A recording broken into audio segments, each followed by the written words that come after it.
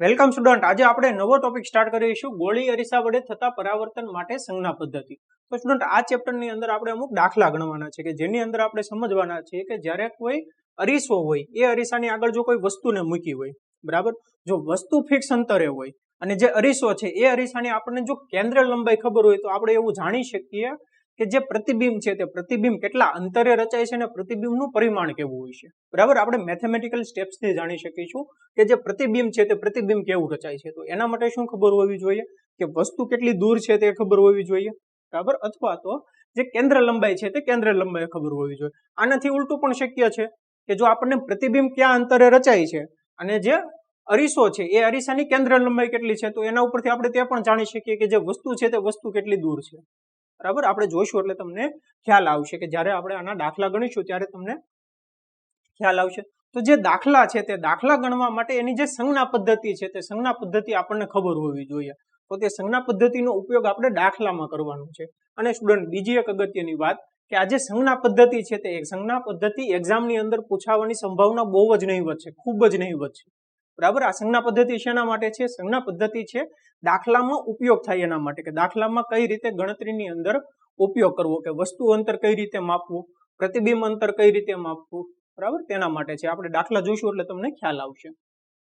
તો સંજ્ઞા પદ્ધતિમાં પહેલો પોઈન્ટ જોઈએ કે વસ્તુને હંમેશા ડાબી બાજુ રાખવામાં આવે છે. માની લઈએ કે આ કોઈ મુખ્ય અક્ષ છે ને અહીંયા અંતર્ગોળ અરીસો આપેલો છે. અંતર્ગોળ અરીસો કોને કહેવાય? કે અંદરની જે સપાટી છે તે પરાવર્તક સપાટી હોય, બરાબર.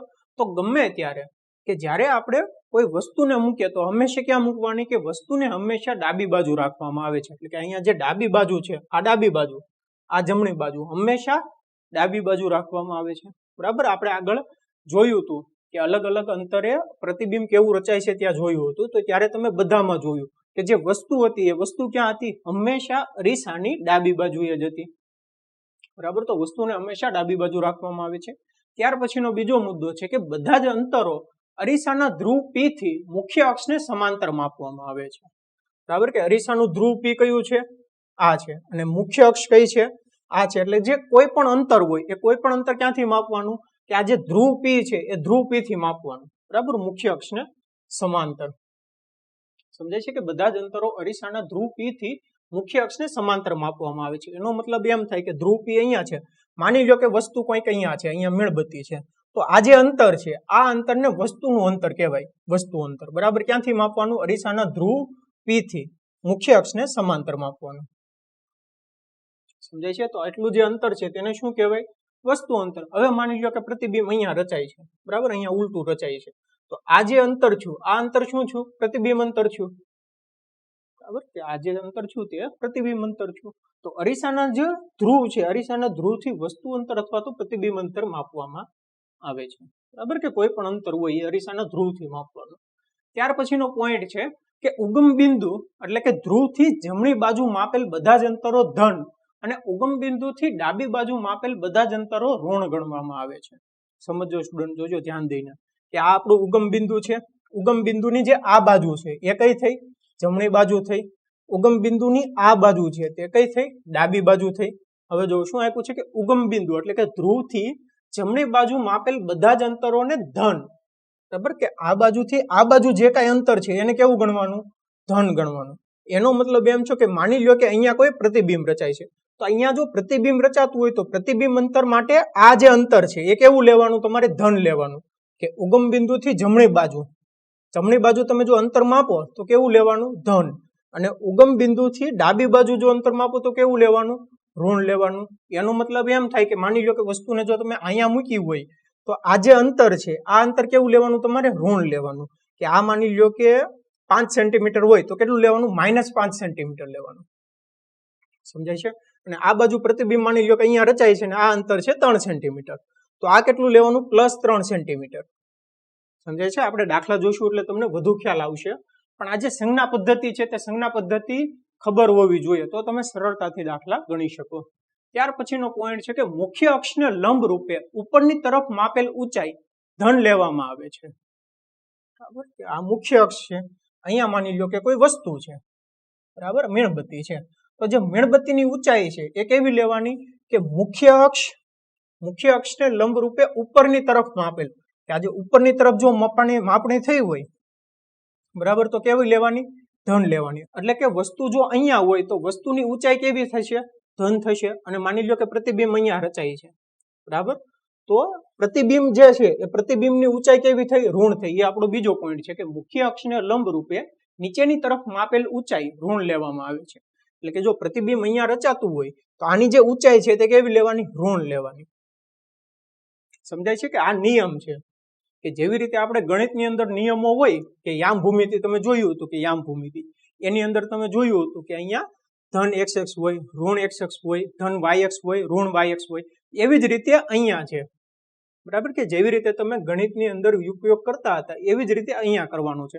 પણ થોડુંક ડિફરન્સ છે. શું ડિફરન્સ છે? કે ધ્રુવ P થી અંતર માપવાનું, કે વસ્તુ અંતર ક્યાં છે, આ બાજુ હોય તો ઋણ લેવાનું, અહીંથી માપવાનું, આ બાજુ હોય તો ધન લેવાનું, મુખ્ય અક્ષથી ઉપર હોય તો શું લેવાનું? ધન લેવાનું, અને મુખ્ય અક્ષથી નીચે હોય તો ઋણ લેવાનું. બરાબર, બે જ વસ્તુ યાદ રાખવાની છે.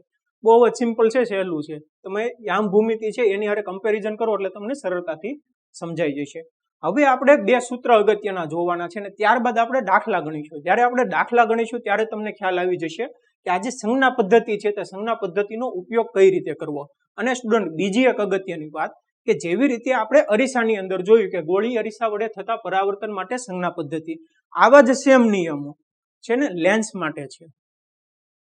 સમજાય છે કે આ જે કઈ નિયમો હતા એ અરીસાની જગ્યાએ લેન્સ આવી જશે. જે આપણો નેક્સ્ટ ટોપિક છે વક્રીભવન, એની અંદર આપણે લેન્સની અંદર જોવાના છીએ. તો ત્યારે જ્યારે સંજ્ઞા પદ્ધતિ આવશે તો ત્યારે આપણે ફરીથી ડિટેલમાં નહીં જોઈએ. તમારે જે અરીસો છે એ અરીસાની જગ્યાએ માની લો કે લેન્સ છે, અને જે કાંઈ ધન હોય, ઋણ હોય એ ત્યાં પણ લાગુ પડે છે. સમજાય છે? એટલે ત્યારે આપણે ડિટેલમાં નહીં સમજીએ અને ડાયરેક્ટ દાખલા ગણીશું. સમજાઈ ગયું સ્ટુડન્ટ? સ્ટુડન્ટ, હવે આપણે નેક્સ્ટ ટોપિક જોઈએ કે અરીસાનું સૂત્ર. અરીસાનું સૂત્ર કોને કહેવાય? કે વસ્તુ અંતર, પ્રતિબિંબ અંતર અને કેન્દ્ર લંબાઈ, એ ત્રણેય રાશિ વચ્ચે સંબંધ દર્શાવતું જે સૂત્ર છે એ સૂત્રને અરીસાનું સૂત્ર કહેવાય. હવે તમને એમ થતું હશે કે સર આ અરીસાની સૂત્રની જરૂર કેમ પડે? તો અરીસાના સૂત્રની મદદથી આપણે સરળતાથી પ્રતિબિંબ અંતર મેળવી શકીએ. કે માની લો કે તમારી પાસે કોઈ વસ્તુ છે એ કોઈ અરીસાથી અમુક અંતરે રાખેલી છે, અને જે અરીસો છે એ અરીસાની કેન્દ્ર લંબાઈ ખબર છે, તો તમે જાણી શકો કે જે પ્રતિબિંબ છે તે પ્રતિબિંબ કેટલા અંતરે રચાશે, અને એ પણ ગાણિતિક સ્વરૂપે. બરાબર, કે તમે મેથેમેટિકલ સ્ટેપ્સ કરશો અને તમે સરળતાથી કહી શકશો કે જે પ્રતિબિંબ છે તે પ્રતિબિંબ કેટલું દૂર રચાશે અને કેવું રચાશે, કે નાનું રચાશે, મોટું રચાશે, ચત્તું રચાશે, ઉલટું રચાશે, વાસ્તવિક હશે કે આભાસી હશે. તો અરીસાના સૂત્રની મદદથી આપણે બધું જાણી શકીએ. તો જોઈએ કે અરીસાનું સૂત્ર, વસ્તુ અંતર જેને યુ વડે દર્શાવવામાં આવે છે. શેના વડે? યુ વડે. પ્રતિબિંબ અંતર વી વડે દર્શાવવામાં આવે, અને કેન્દ્ર લંબાઈ એફ. ત્રણેય રાશિઓ વચ્ચે સંબંધ દર્શાવતા સૂત્રને અરીસાનું સૂત્ર કહે છે. અરીસાનું સૂત્ર જે છે તે આવું છે કંઈક, 1/v plus 1/u is equal two 1/f. આ જે ત્રણેય રાશિ છે એ ત્રણેય રાશિ વચ્ચે સંબંધ દર્શાવતું સૂત્ર છે, જેને કહેવાય અરીસાનું સૂત્ર. અને સ્ટુડન્ટ, બીજી એક અગત્યની વાત કે આ જે અરીસાનું સૂત્ર છે એ અરીસાનું સૂત્ર ક્યાંથી આવ્યું એ તમારે યાદ રાખવાની જરૂર નથી. કે તમારો જે જૂનો સિલેબસ હતો એ જૂના સિલેબસની અંદર અરીસાના સૂત્ર મેળવવાની એક તારવણી હતી, કે તમારે દર્શાવવાનું હતું કે કઈ રીતે અરીસાનું સૂત્ર આવે છે, ડેરિવેશન હતું. બરાબર, પણ જે નવો સિલેબસ છે તે નવા સિલેબસની અંદર તે નીકળી જાય છે, અને તમારે ડાયરેક્ટલી અરીસાનું જે સૂત્ર છે તે યાદ રાખવાનું છે કે 1/v plus 1/u is equal two 1/f. સમજાઈ ગયું સ્ટુડન્ટ? હવે આ સૂત્રની મદદથી તમે સરળતાથી કહી શકો કે જો વસ્તુ અંતર તમને ખબર છે, યુ ખબર છે, અને જે અરીસો છે તે અરીસાની કેન્દ્ર લંબાઈ એફ ખબર છે, તો તમે પ્રતિબિંબ અંતર વી જાણી શકો. બરાબર, અથવા તો આનાથી ઉલટું કે જો તમને પ્રતિબિંબ અંતર ખબર છે વી અને અરીસાની કેન્દ્ર લંબાઈ ખબર છે એફ, તો તમે વસ્તુ અંતર જાણી શકો કે વસ્તુ અરીસાથી કેટલી દૂર હશે. સમજાઈ ગયું સ્ટુડન્ટ? હવે આપણે બીજું એક અગત્યનું પોઈન્ટ જોઈએ કે તમને ખબર છે કે વક્રતા ત્રિજ્યા r બરાબર શું થાય? 2f થાય. બરાબર, તો f ની જગ્યાએ હું r/2 લખી શકું. તો અરીસાનું સૂત્ર શું થશે કે 1/v plus 1/u is equal two 2/r. બરાબર, તો જે 2/r છે આ પ્રકારના સૂત્રને પણ અરીસાનું સૂત્ર કહી શકો. અને ઘણીવાર સ્ટુડન્ટ કે MCQ ની અંદર પૂછાય છે કે 4 ઓપ્શન આપ્યા હોય એમાંનું એક ઓપ્શન આ પ્રકારનો હોય છે. બરાબર, કે 1/v plus 1/u is equal two 2/r. સમજાઈ ગયું સ્ટુડન્ટ? હવે આપણે આગળનો પોઈન્ટ જોઈએ કે આપણે આગળ સંજ્ઞા પદ્ધતિ જોઈ. તો સંજ્ઞા પદ્ધતિને આ જે અરીસાનું સૂત્ર છે તેની હારે કંઈક રિલેશન છે. તમને એવું થતું હશે કે સર શું રિલેશન છે કે જે વસ્તુ અંતર છે, પ્રતિબિંબ અંતર છે અને કેન્દ્ર લંબાઈ છે તેના માપ કેવા લેવા, કે તેને ધન લેવા કે ઋણ લેવા. બરાબર, આપણે જોઈએ એટલે તમને ખ્યાલ આવશે કે માની લો કે આ મુખ્ય અક્ષ છે અને અહીંયા કોઈ અરીસો છે, અંતરગોળ અરીસો છે. બરાબર, આ અંતરગોળ અરીસો છે. હવે આપણે કોઈ વસ્તુને અહીંયા મૂકી છે. બરાબર, જો વસ્તુને અહીંયા મૂકી હોય તો આપણે આગળના ટોપિકમાં જોયું તે પ્રમાણે કે વસ્તુ અંતર કોને કહેવાય, કે આ જે ઉગમ બિંદુ છે ધ્રુવ પી ત્યાંથી માપવાનું હોય કે આ જે અંતર છે આ અંતરને શું કહેવાય, વસ્તુ અંતર યુ કહેવાય. પણ કેવું હશે, ઋણ હશે ને, કે ઉગમ બિંદુથી ડાબી બાજુ હોય તો કેવું માપવાનું, ઋણ માપવાનું. એટલે આ જે અંતર છે તે કેવું થશે, ઋણ થશે. સમજાય છે સ્ટુડન્ટ? અને બીજી એક અગત્યની વાત કે તમને ખબર છે કે જ્યારે વસ્તુ છે, વસ્તુ હંમેશા ક્યાં મૂકવાની હોય, વસ્તુને હંમેશા જે અરીસો છે તે અરીસાની ડાબી બાજુએ મૂકવાની હોય. તો વસ્તુ અંતર હંમેશા કેવું હશે, વસ્તુ અંતર હંમેશા ઋણ જ હશે. આપણે લખી પણ શકીએ કે વસ્તુ અંતર કેવું હશે, હંમેશા ઋણ હશે. સમજાય છે? બીજું આપણે જોઈએ કે કેન્દ્ર લંબાઈ. તો આ કેવો અરીસો છે, અંતરગોળ અરીસો છે. અંતરગોળ અરીસાની કેન્દ્ર લંબાઈ ક્યાં હશે, અહીંયા છે એફ. તો આ જે અંતર છે આ અંતરને શું કહેવાય, કેન્દ્ર લંબાઈ કહેવાય. અને કેવું હશે, હંમેશા ઋણ જ હશે. બરાબર, કે અંતરગોળ અરીસા માટે કેન્દ્ર લંબાઈ કેવી થશે, હંમેશા ઋણ. તો હું આ રીતે લખી શકું કે કેન્દ્ર લંબાઈ જે છે તે અંતરગોળ અરીસા માટે હંમેશા ઋણ હશે. હવે માની લો કે બહિગોળ અરીસો છે. બરાબર, બહિગોળ અરીસાની આ બાજુની જે સપાટી છે તે કેવી છે, પરાવર્તિત સપાટી. અને તેની જે કેન્દ્ર લંબાઈ છે તે ક્યાં હશે, અહીંયા હશે. આ તેની કેન્દ્ર લંબાઈ છે. ધ્રુવ અહીંયા, કેન્દ્ર લંબાઈ અહીંયા.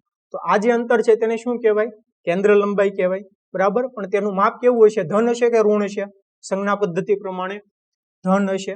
એનો મતલબ શું છે કે જો બહિગોળ અરીસો હોય તો બહિગોળ અરીસા માટે કેન્દ્ર લંબાઈ કેવી લેવાની, તમારે ધન લેવાની. અંતરગોળ અરીસા માટે ઋણ લેવાની. સમજાય છે કે આ સૂત્રની અંદર જ્યારે તમે કિંમત મૂકો ત્યારેની વાત છે, કે આ સૂત્રની અંદર જ્યારે તમે કિંમત મૂકો ત્યારે તમારે આ જે સંજ્ઞા પ્રણાલી છે તે ખાસ જોવાની છે. હવે આપણે જોઈએ કે પ્રતિબિંબ અંતર, કે પ્રતિબિંબ માટે શું થાય. કે માની લો કે પ્રતિબિંબ તો તમને ખબર છે કે અરીસાની આ બાજુ પણ રચાઈ શકે અથવા તો આ બાજુ પણ રચાઈ શકે. અંતરગોળ અરીસો છે. બરાબર, આપણે જોઈએ કે આગળ આપણે જે કઈ કિરણાકૃતિ જોઈ હતી કે જુદા જુદા અંતર માટે પ્રતિબિંબ મેળવ્યું હતું, એના માટે આપણે જોઈએ કે માની લો કે અહીંયા આપણો અંતરગોળ અરીસો છે અને પ્રતિબિંબ છે તે અરીસાની આ બાજુ રચાય છે. બરાબર, કે ડાબી બાજુ રચાય છે, કે જે બાજુ વસ્તુ હોય તે બાજુ પ્રતિબિંબ રચાય છે. જો અરીસાની જે બાજુ વસ્તુ હોય તે બાજુ પ્રતિબિંબ રચાય એનો મતલબ શું છે, એનો મતલબ એમ થાય કે જે કિરણો છે તે કિરણો કેવા મળે, વાસ્તવની અંદર મળે છે. બરાબર, અને અરીસાની આ બાજુ રચાય એનો મતલબ શું છે કે જે પ્રતિબિંબ અંતર છે તે કેવું હશે, હંમેશા ઋણ જ હોય. બરાબર, કે બે શક્યતા છે કે અરીસાની આ બાજુ રચાય અથવા તો આ બાજુ રચાય. જો અરીસાની આ બાજુ રચાય તો પ્રતિબિંબ અંતર કેવું મળે, ઋણ મળે. અને જો આ બાજુ રચાતું હોય એનો મતલબ શું છે, એનો મતલબ એમ થાય કે જે કિરણો છે તે વાસ્તવમાં મળતા હશે. અને જો કિરણો વાસ્તવમાં મળતા હોય તો પ્રતિબિંબ કેવું રચાય, વાસ્તવિક રચાય. અને જો વાસ્તવિક હોય તો હંમેશા તમારે યાદ રાખવાનું કે અરીસા માટે અને લેન્સ માટે કે જે પ્રતિબિંબના કિરણો વાસ્તવમાં મળતા હોય તો પ્રતિબિંબ હંમેશા વાસ્તવિક મળે અને કેવું મળે, ઉલટું મળે. બરાબર, વાસ્તવિક અને ઉલટું. સમજાયું? એનો મતલબ શું છે કે જો પ્રતિબિંબ ઋણ અંતર હોય કે પ્રતિબિંબ અંતર જો ઋણ હોય તો કેવું પ્રતિબિંબ મળે છે આપણને, વાસ્તવિક અને ઉલટું મળે છે. કે આપણે પ્રતિબિંબ અંતર ઉપરથી આપણે લખી શકીએ કે પ્રતિબિંબનો પ્રકાર કેવો હશે, વાસ્તવિક હશે અને ઉલટો હશે. હવે પ્રતિબિંબ આપણે માની લઈએ કે અરીસાની આ બાજુ રચાય છે. બરાબર, કે અહીંયા જો ધ્રુવ છે તો આ બાજુ પ્રતિબિંબ રચાય છે. એનો મતલબ શું છે, જો અરીસાની આ બાજુ રચાય તો પ્રતિબિંબ અંતર કેવું મળે, ધન મળે છે. જો પ્રતિબિંબ અંતર ધન હોય તો એનો મતલબ એમ થવાનો છે કે અહીંયા અરીસો છે, આ અરીસો છે, તો જે કિરણો છે તે કિરણો વાસ્તવમાં મળવાના જ નથી. બરાબર, કે આભાસી પ્રતિબિંબ રચાશે. તો જો આભાસી હોય તો હંમેશા કેવું હોય, ચત્તું હોય. જો પ્રતિબિંબ અંતર કેવું છે, પ્રતિબિંબ અંતર જો ધન હોય તો પ્રતિબિંબ કેવું રચાય, આભાસી અને ચત્તુ રચાય. આજે છે એ તમારે ખાસ ધ્યાન રાખવાનું છે કે દાખલાની અંદર ખૂબ જ અગત્યનું છે. બરાબર, કે વસ્તુ અંતર હંમેશા ઋણ જ હશે. પ્રતિબિંબ અંતર ઉપરથી તમે પ્રકાર પાડી શકશો કે જે પ્રતિબિંબ છે તે કેવું રચાય છે, કે વાસ્તવિક અને ઉલટું રચાય છે કે આભાસી અને ચત્તુ રચાય છે. અને તમારો જે અરીસો છે એ અરીસા ઉપરથી તમારે કેન્દ્ર લંબાઈ લેવાની છે. બરાબર, હવે એવું જ આપણે જોઈએ મોટવણીની અંદર કે બીજું એક અગત્યનું સૂત્ર છે મોટવણી. મોટવણી કોને કહેવાય, તો પ્રતિબિંબની ઊંચાઈ h' અને વસ્તુની ઊંચાઈ h ના ગુણોત્તરને મોટવણી એમ કહે છે. મોટવણીને એમ વડે દર્શાવવામાં આવે છે. અને પ્રતિબિંબની ઊંચાઈ અને વસ્તુની ઊંચાઈનું ગુણોત્તર. બરાબર, આપણે જોઈએ કે મોટવણી એમ બરાબર શું થાય, પ્રતિબિંબની ઊંચાઈ છેદમાં વસ્તુની ઊંચાઈ બરાબર h ડેશ ના છેદમાં h. બરાબર, બહુ જ સિમ્પલ છે. અને આપણે સમજીએ, જો સ્ટુડન્ટ, મોટવણી અને પ્રતિબિંબની ઊંચાઈ, તો આના ઉપરથી તમે કહી શકો કે જો પ્રતિબિંબની ઊંચાઈ અને વસ્તુની ઊંચાઈ એ બેનો ગુણોત્તર છે, એટલે કે જો મોટવણીની કિંમત 1 કરતા વધારે આવતી હોય, બરાબર, કે એની કિંમત જોઈજો કે 1 કરતા જો વધારે આવતી હોય એનો મતલબ શું છે કે પ્રતિબિંબની ઊંચાઈ વધારે છે, વસ્તુની ઊંચાઈ ઓછી છે. તો જે પ્રતિબિંબ છે તે કેવું હશે? વસ્તુ કરતા મોટું હશે. બરાબર, સિમ્પલ છે ને, કે જો મોટવણીની કિંમત 1 કરતા વધુ હોય તો પ્રતિબિંબ કેવું હશે? મોટું હશે વસ્તુ કરતા. તો પ્રતિબિંબની ઊંચાઈ વસ્તુ કરતા વધારે હશે. અને જો 1 હોય તો એનો મતલબ શું છે? એનો મતલબ એમ થાય કે પ્રતિબિંબની ઊંચાઈ અને વસ્તુની ઊંચાઈ બે સરખી હશે. બરાબર. અને જો મોટવણીની કિંમત 1 કરતા નાની હોય એનો મતલબ એમ થાય કે પ્રતિબિંબની ઊંચાઈ વસ્તુની ઊંચાઈ કરતા નાની હશે. બરાબર, સમજાઈ ગયું ત્રણેય વચ્ચેનો ડિફરન્સ? જો 1 કરતા કિંમત નાની હોય એનો મતલબ એમ થાય કે પ્રતિબિંબની ઊંચાઈ વસ્તુની ઊંચાઈ કરતા નાની છે. એટલું સમજાઈ ગયું સ્ટુડન્ટ?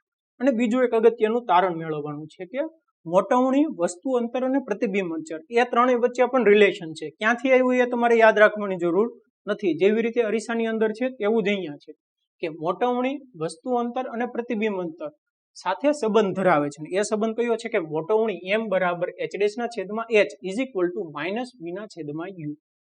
બરાબર, સમજો સ્ટુડન્ટ, કે મોટવણી m બરાબર શું થાય કે h ડેશ ના છેદમાં h is equal two minus v ના છેદમાં u. હવે અહીંયા આપણે સમજીએ કે મોટવણીની જે કિંમત છે એવું જરૂરી નથી કે ધન જ મળે કે ઋણ જ મળે. બરાબર, કે મોટવણી ધન મળે એવું જરૂરી નથી. કે માની લો કે જે પ્રતિબિંબ ઊંચાઈ છે તે પ્રતિબિંબ ઊંચાઈ ઋણ મળે છે, એટલે કે જે પ્રતિબિંબ છે તે ઉલટું રચાય છે અને વસ્તુની ઊંચાઈ ધન છે. બરાબર, કે અહીંયા માની લો કે વસ્તુ કોઈ મૂકેલી છે અને એનું જે પ્રતિબિંબ રચાય છે તે અહીંયા રચાય છે. એનો મતલબ શું છે? અહીંયા જો પ્રતિબિંબ રચાતું હોય તો આ જે ઊંચાઈ છે તે કેવી લેવાની? ઋણ લેવાની, સંજ્ઞા પ્રણાલી પ્રમાણે. બરાબર, એટલે કે પ્રતિબિંબની ઊંચાઈ કેવી આવશે? ઋણ આવશે. અને વસ્તુની ઊંચાઈ કેવી આવશે? ધન આવશે. તો મોટવણીની કિંમત કેવી થશે? ઋણ થશે. બરાબર, કે મોટવણી ઋણ મળે છે. તો એના ઉપરથી પણ છે કે જે મોટવણી છે મોટવણીની જો ખાલી કિંમત જોઈએ તો આપણે આગળ વાત કરી તે પ્રમાણે કે જો 1 કરતા વધારે હોય તો પ્રતિબિંબની ઊંચાઈ વસ્તુ કરતા વધારે હશે. જો 1 હોય તો બંને સરખા હોય, અને 1 કરતા નાની હોય તો પ્રતિબિંબની ઊંચાઈ વસ્તુની ઊંચાઈ કરતા નાની હોય. હવે આપણે જોઈએ કે તેની સંજ્ઞા, કે જો મોટવણી ઋણ મળે આપણને, બરાબર, કેવી મળે? ઋણ મળે. ઋણ મળે એનો મતલબ શું છે? એનો મતલબ એમ થાય કે જે પ્રતિબિંબ છે તે પ્રતિબિંબ કેવું હશે? વાસ્તવિક અને ઉલટું હશે. કે જેવી રીતે અહીંયા આપણને પ્રતિબિંબ અંતર મળે છે એવી જ રીતે કે જો મોટવણી આપણને ઋણ મળે તો પ્રતિબિંબ કેવું હોય? વાસ્તવિક અને ઉલટું હોય. જો મોટવણી ધન મળે તો પ્રતિબિંબ કેવું હોય? આભાસી અને ચત્તું હોય છે. બરાબર, આ જે સૂત્ર છે કે આ તમારે યાદ રાખવાનું છે, બુકમાં નથી આપ્યું. બરાબર સ્ટુડન્ટ, કે આના ઉપરથી તમે સરળતાથી દાખલા ગણી શકશો. તમને વસ્તુ અંતર આપ્યું હશે, અરીસાની કેન્દ્ર લંબાઈ આપી છે, તમારે પ્રતિબિંબ અંતર મેળવવાનું છે, અને તેના ઉપરથી કહેવાનું છે કે જે પ્રતિબિંબ છે તે પ્રતિબિંબ કેવું રચાય છે, કે આભાસી રચાય છે અને વાસ્તવિક રચાય છે, અથવા તો ચત્તુ રચાય છે કે ઉલટું રચાય છે, એ તમારે કહેવાનું છે. બરાબર, આપણે દાખલા જોઈએ એટલે તમને ખ્યાલ આવી જશે. સમજાઈ ગયું સ્ટુડન્ટ? સ્ટુડન્ટ, હવે આપણે થોડાક એક્ઝામ્પલ જોઈએ કે કોઈ વાહનમાં પાછળના દ્રશ્યો જોવા માટે ઉપયોગમાં લેવાયેલ બહિગોળ અરીસાની વક્રતા ત્રિજ્યા 3 મીટર છે. જો એક બસ અરીસાથી 5 મીટર અંતરે આવેલ હોય તો આ અરીસા વડે મળતા પ્રતિબિંબનું સ્થાન, પ્રકાર તથા પરિમાણ નક્કી કરો. તો સ્ટુડન્ટ, તમને એક્ઝામની અંદર આ પ્રકારના દાખલા પૂછાય છે કે તમને કંઈક આપ્યું હોય અને તમારે પ્રતિબિંબનું સ્થાન મેળવવાનું હોય, તેનો પ્રકાર મેળવવાનો હોય અને પરિમાણ મેળવવાનું હોય. બરાબર, કે તમે જે આકૃતિ છે, આપણે કિરણ આકૃતિ જોઈ, તે દોર્યા વગર તમે કહી શકો કે પ્રતિબિંબનું સ્થાન ક્યાં હશે, પ્રકાર ક્યાં હશે અને તેનું પરિમાણ કેવું હશે. કયા? 2 સૂત્રની મદદથી, અરીસાનું સૂત્ર અને મોટવણીનું સૂત્ર. અને એ બંનેની અંદર જે સંજ્ઞા પ્રણાલી છે તે કોની યુઝ કરવાની? આપણે આગળ એક થિયરી જોઈ, બરાબર, કે અરીસા માટેની સંજ્ઞા પ્રણાલી, તેનો ઉપયોગ કરવાનો. આપણે જોઈએ એક્ઝામ્પલ એટલે તમને ખ્યાલ આવશે કે જો શું આપ્યું છે કે કોઈ વાહનમાં પાછળના દ્રશ્યો જોવા માટે ઉપયોગમાં લેવાયેલ બહિગોળ અરીસાની વક્રતા ત્રિજ્યા. કયો અરીસો આપ્યો છે? બહિગોળ અરીસો. હવે આપણે જોઈએ કે બહિગોળ અરીસો હોય તો તેની જે કેન્દ્ર લંબાઈ હોય, બરાબર, કે તે ધન આવે કે ઋણ આવે. અહીંયા વક્રતા ત્રિજ્યા આપી છે તેને આપણે કેન્દ્ર લંબાઈમાં ફેરવી દઈશું. જોઈએ આપણે જો શું થાય કે આ મુખ્ય અક્ષ છે, અહીંયા માની લો કે એક બહિગોળ અરીસો છે, બરાબર, તે બહારની બાજુ જે સપાટી છે તે કેવી છે? પરાવર્તિત સપાટી છે. હવે શું આપ્યું છે કે તેની વક્રતા ત્રિજ્યા 3 મીટર આપી છે. હવે વક્રતા ત્રિજ્યા 3 મીટર આપી છે તો તેનું મુખ્ય કેન્દ્ર ક્યાં હોય? આ બાજુ હોય ને, બહિગોળ અરીસો છે, બરાબર, તો તેનું વક્રતા ત્રિજ્યા અને મુખ્ય કેન્દ્ર કઈ બાજુ હશે? જમણી બાજુ હશે. તો કેવું માપ હશે? ધન માપ હશે, બરાબર કે અહીંયા માની લો કે F છે ને અહીંયા R છે, તો લખીએ આપણે કે તેની વક્રતા ત્રિજ્યા કેટલી આપી છે? R બરાબર 3 મીટર, અને +3 જ આવશે ને, કેમ કે અહીંયા જે છે તે કેવું છે? ધન માપ છે, કે મુખ્ય કેન્દ્રથી જે માપવાનું હોય તે કેવું હોય? ધન હોય, બરાબર, જમણી બાજુ છે, તો R કેવું થયું? 3 મીટર. તો એની ઉપરથી હું કેન્દ્ર લંબાઈ લખી શકું? હા, માપ કેન્દ્ર લંબાઈ કેટલી થશે? F બરાબર 3/2 બરાબર 1.5 મીટર. સમજાઈ ગયું સ્ટુડન્ટ? હવે આગળ જોઈએ શું આપ્યું છે કે જો એક બસ અરીસાથી 5 મીટર અંતરે આવેલ હોય.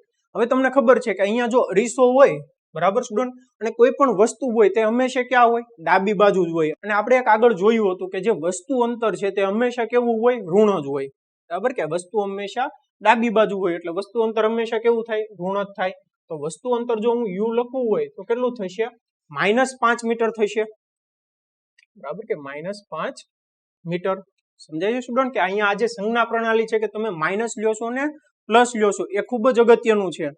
જે અરીસા માટેના જે દાખલા છે, આ ચેપ્ટરની અંદર જે કાંઈ દાખલા છે એની અંદર અહીંયા જે તમે સાઈન લ્યો છો એ ખૂબ જ અગત્યની છે, અને આ સંજ્ઞા પ્રણાલી પ્રમાણે તમારે સાઈન લેવાની છે. તો જો અહીંયા શું હોય કે બસ અરીસાથી 5 મીટર અંતરે છે, તો વસ્તુ અંતર કેટલું છે? -5 મીટર. અને હંમેશા યાદ રાખવાનું કે વસ્તુ અંતર ઋણ જ હોય, બરાબર. હવે કેન્દ્ર લંબાઈ છે તે કોની ઉપર આધાર રાખે? કયા પ્રકારનો અરીસો છે એના ઉપર આધાર રાખે. સમજાઈ ગયું સ્ટુડન્ટ? જોઈએ આગળ શું આપ્યું છે. તો આ અરીસા વડે મળતા પ્રતિબિંબનું સ્થાન, પ્રકાર તથા પરિમાણ નક્કી કરો. સ્થાન નક્કી કરવાનો મતલબ એમ થાય કે આપણે પ્રતિબિંબનું અંતર મેળવવાનું. સમજાઈ ગયું સ્ટુડન્ટ? તો તમને અરીસાનું સૂત્ર ખબર છે, એની અંદર કિંમત મૂકો એટલે તમને v મળી જશે, પ્રતિબિંબ અંતર. અરીસાનું સૂત્ર શું છે? 1/v વત્તા 1/u બરાબર 1/f, બરાબર. બહુ જ સિમ્પલ છે. કિંમત મૂકીએ માટે 1/v વત્તા 1/u, u કેટલા છે? -5 મીટર. તો 1/-5 metre is equal two 1/f, એટલે કેટલા થશે? આપણે f બરાબર 3/2 લઈએ એટલે કે 2/3 થશે ને, 3/2 બે અંશમાં આવી જશે, માટે 1/v બરાબર શું થશે? 2/3. હવે અહીંયા જુઓ કે 1/-5 છે, બરાબર, તો માઇનસ પ્લસ માઇનસ માઇનસ થશે, અને ઇઝ ઇક્વલ ટુ ની આ બાજુ આવી જશે તો શું થશે? પ્લસ થઈ જશે, તો પ્લસ 1/5 થશે. સાદું રૂપ આપીએ, 5 દુ 10 વત્તા 3 એકા 3 છેદમાં 5 તેરી 15, એટલે શું આવ્યું? 13/15. માટે 1/v બરાબર 13/15. માટે v બરાબર હું લખી શકું 15/13. વ્યસ્ત થઈ ગયો ને કે v બરાબર 15/13. સમજાઈ ગયું સ્ટુડન્ટ? ભાગાકાર કરીએ, અહીંયા કેલ્ક્યુલેશન કરીએ આપણે, કે જો શું આપ્યું છે? 15/13 15 13 એકા 13, કેટલા વધ્યા? 15/13 જાય તો 2 વધ્યા, 0 ભાગ નહીં ચાલે એટલે અહીંયા પોઈન્ટ આવશે. હવે જો શું છું? 13 એકા 13, કેટલા વધ્યા? 7 વધ્યા, 0, 13 × 5 = 65. હવે આગળ કેલ્ક્યુલેશન કરવાની જરૂર નથી, અહીંયા 5 આવશે 0 લગાડે. કેટલા આવ્યા? 1.15. આના બરાબર હું નિયરલી ઇક્વલ ટુ 1.15, આનો મતલબ એવો થાય, બરાબર. તો 1.15 શું આવશે? એકમ શું છે? મીટરમાં, એટલે મીટર એકમ આવશે. હવે અહીંયા જુઓ કે જે પ્રતિબિંબ છે તે પ્રતિબિંબનું જે માપ છે તે કેવું આવ્યું? 1.15 મીટર. એનો મતલબ શું થાય? એનો મતલબ એમ થાય કે જે પ્રતિબિંબ છે તે પ્રતિબિંબ ક્યાં રચાતું હશે? કિંમત કેવી આવી? ધન આવી. ઋણ આવી શકે સ્ટુડન્ટ, કે આ જે સાઈન છે એના પ્રમાણે કિંમત ઋણ પણ આવી શકે.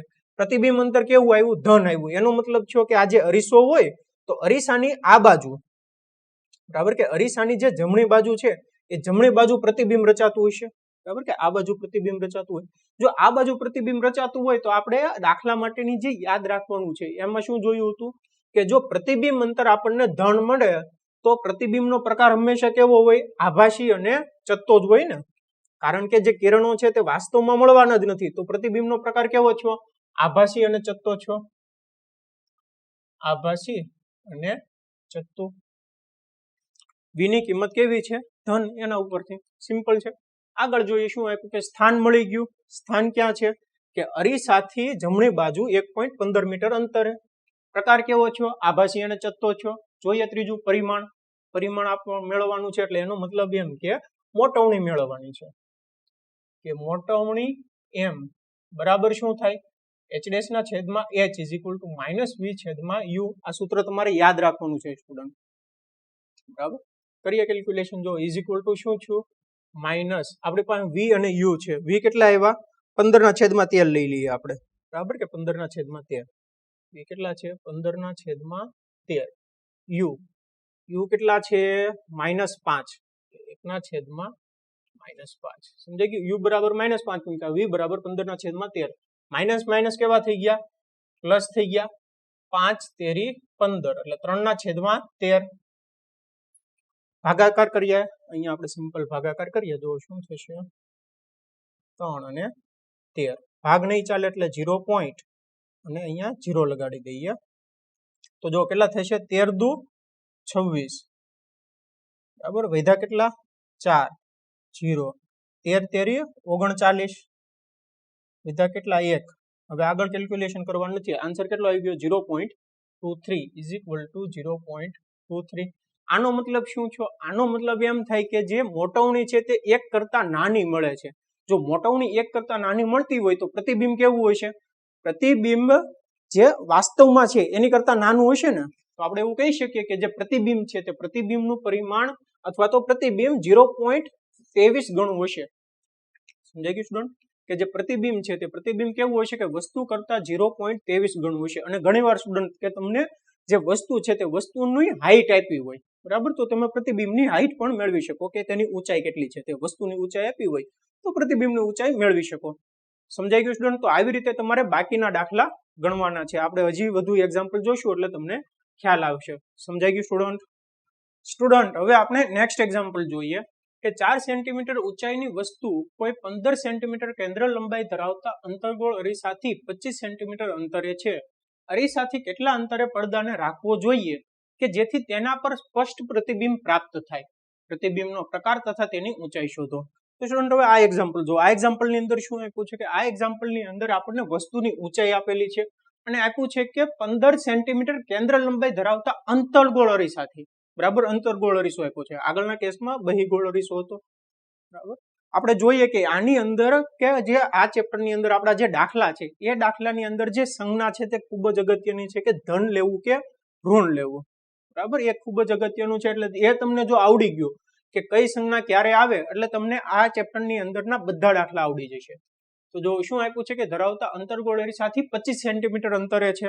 આપણે લખીએ શું આપ્યું છે. જો કે પહેલા તો શું આપ્યું છે ઊંચાઈની વસ્તુ 4 સેન્ટીમીટર ઊંચાઈની વસ્તુ એટલે h આપેલું છે. કેટલું છે 4 સેન્ટીમીટર. બરાબર, હવે જોવો કે આ h છે એ ધન લેવું કે ઋણ લેવું કેમ ખબર પડશે?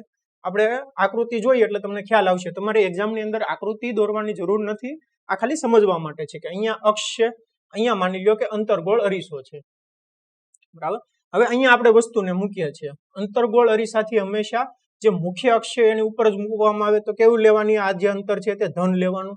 એટલે જે h છે તે કેવું આવશે 4 સેન્ટીમીટર પ્લસ 4 સેન્ટીમીટર ધન આવશે.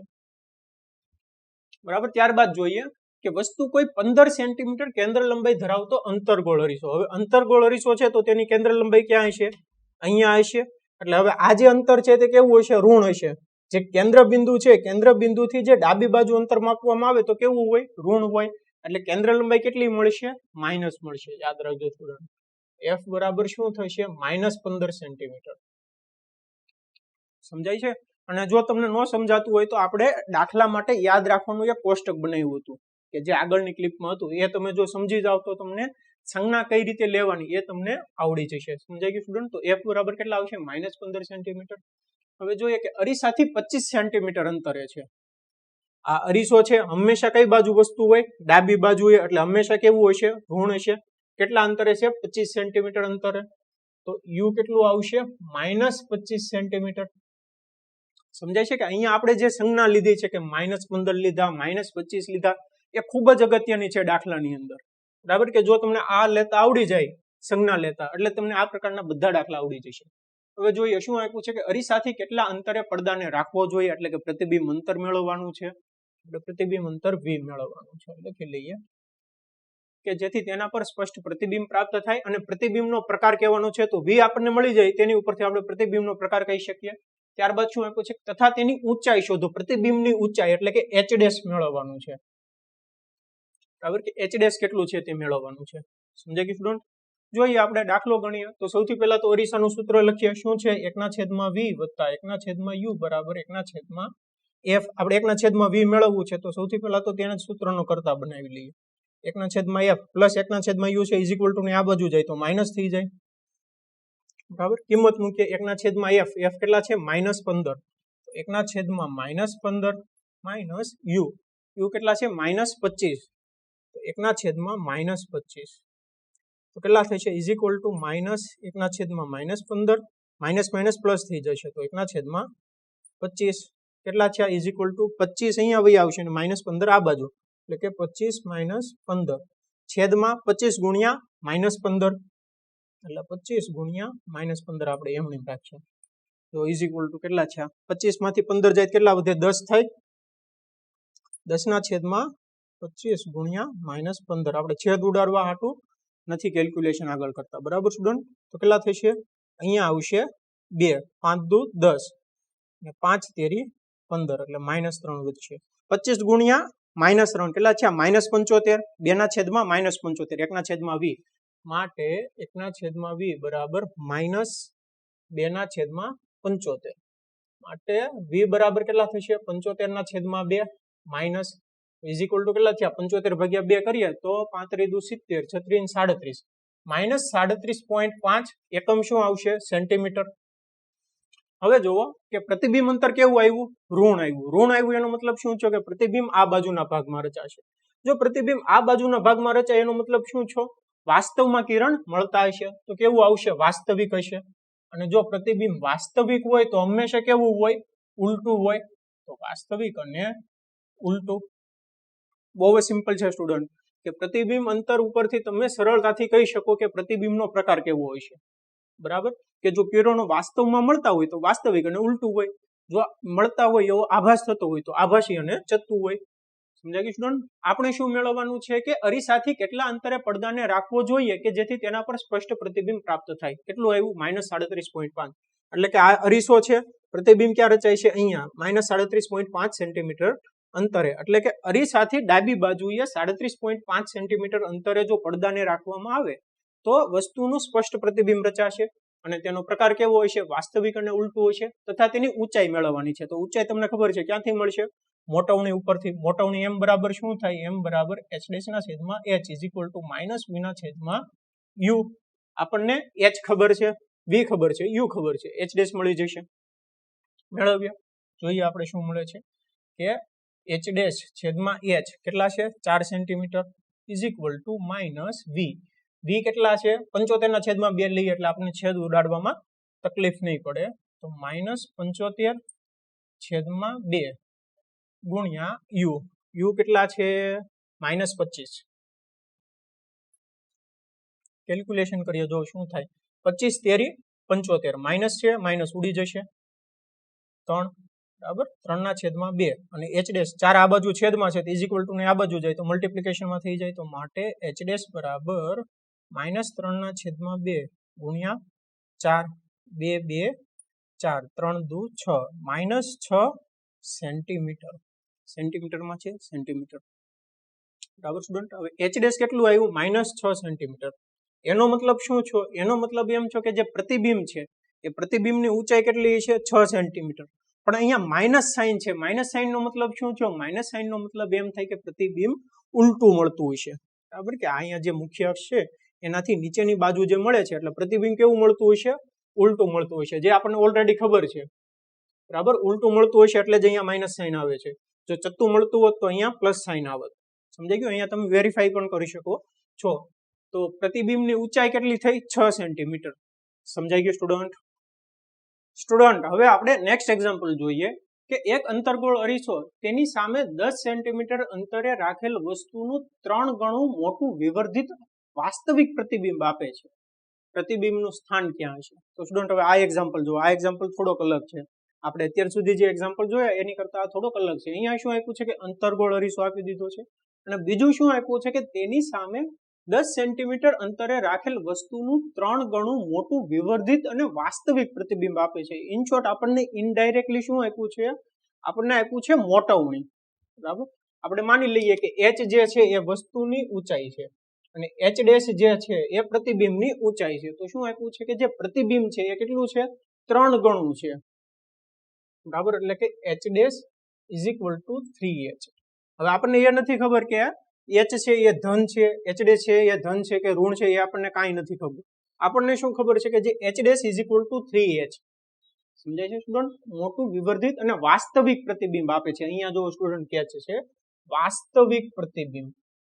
હવે વાસ્તવિક પ્રતિબિંબનો મતલબ શું છે? કે જ્યારે વાસ્તવિક પ્રતિબિંબ હોય એનો મતલબ શું છે કે માની લો કે અંતર્ગોળ અરીસો છે. વાસ્તવિક પ્રતિબિંબ હોય તો પ્રતિબિંબ અહીંયા રચાતું હોય. જો પ્રતિબિંબ અહીંયા રચાતું હોય, બરાબર, વાસ્તવિક છે એટલે પ્રતિબિંબ અહીંયા રચાય, તો એનું જે પ્રતિબિંબનું સ્થાન છે તે કેવું હોય? ઋણ હોય, માઇનસમાં હોય ને. જો પ્રતિબિંબનું સ્થાન ઋણ હોય તો મોટવણી પણ કેવી હોય? એ પણ ઋણ હોય. બરાબર, એટલે કે એમ તમારો શું થશે? એમ થશે તમારો -3 h ડેશ ના છેદમાં h. આના ઉપરથી હું લખી શકું કે h ડેશ ના છેદમાં h બરાબર 3. પણ વાસ્તવિક પ્રતિબિંબ છે એટલે m બરાબર કેટલા હશે? માઇનસ હશે, -3. h ડેશ ના છેદમાં h બરાબર કેવા હશે? -3. સમજાય છે સ્ટુડન્ટ? આ જ મહત્વનું છે. તમારે આજે સમજવાનું છે તે જ મહત્વનું છે કે વાસ્તવિક પ્રતિબિંબ આપે છે. વાસ્તવિક પ્રતિબિંબનો મતલબ એમ થાય કે મોટવણી કેવી હશે? ઋણ હશે. અને h ડેશ ના છેદમાં h કેટલું આપ્યું છે કે જે પ્રતિબિંબ છે તે વસ્તુ કરતા 3 ગણું છે. એટલે કે h ડેશ બરાબર 3h છે. 3h લખી નાખ્યું, h ઉડી ગયા, m બરાબર -3 એટલું આપેલું છે. હવે આના ઉપરથી તમારે મેળવવાનું છે કે પ્રતિબિંબનું સ્થાન ક્યાં હશે, એટલે કે v મેળવવાનું છે. તો તમને ખબર છે કે મોટવણી, વસ્તુ અંતર અને પ્રતિબિંબ અંતર એ ત્રણેયનું રિલેશન પણ એક છે. એ દર્શાવતું સૂત્ર કયું છે? કે m બરાબર h ડેશ ના છેદમાં h is equal to -v ના છેદમાં u. આ સૂત્ર છે. આ સૂત્રની અંદર કિંમત મૂકી દઈએ. એમ તો તમને ખબર છે કેટલા છે? -3 ઇઝ ઇક્વલ ટુ -v તમારે મેળવવાનું છે u. u કેટલા છે? અંતર્ગોળ અરીસો તેની સામે 10 સેન્ટીમીટર અંતરે છે એટલે કે -10. વસ્તુ અંતર હંમેશા કેટલું હશે? ઋણ હશે, કેમ કે વસ્તુ હંમેશા આપણે અરીસાની ડાબી બાજુએ જ મૂકવાના છીએ. બરાબર સ્ટુડન્ટ? તો -10 હશે. v મળી ગયો આપણને, માટે માઇનસ માઇનસ પ્લસ થઈ ગયા. -3 બરાબર v ના છેદમાં 10, માટે v બરાબર -3 ગુણ્યા 10 કેટલા થશે? -30. એકમ શું આવશે? એકમ આવશે સેન્ટીમીટર. જે u નો એકમ હોય તે એકમ આવશે -30 સેન્ટીમીટર. હવે અહીંયા પણ સમજી શકો છો સ્ટુડન્ટ, જોવો કે v પ્રતિબિંબ અંતર કેવું છે? ઋણ છે, એટલે કે અરીસાની આ બાજુ. જો અરીસાની આ બાજુ હોય તો હંમેશા કેવું હોય? વાસ્તવિક હોય. અને વાસ્તવિક હોય તો હંમેશા કેવું હોય? ઉલટું હોય. બરાબર, એટલે કે તમારો જે h ડેશ હશે એ કેવો હશે? ઋણ હશે.